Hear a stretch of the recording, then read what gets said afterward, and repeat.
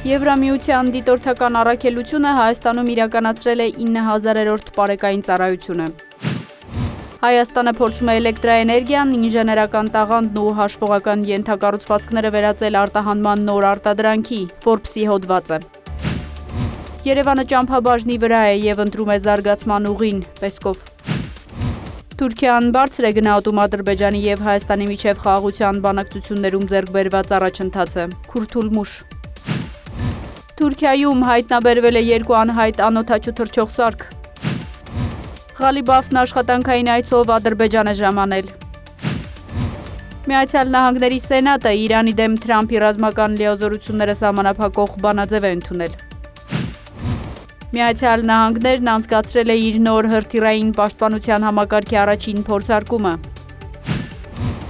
Միացյալ Նահանգները նոր պատժամիջոցներ է սահմանել Կուբայի պետական ընկերությունների դեմ։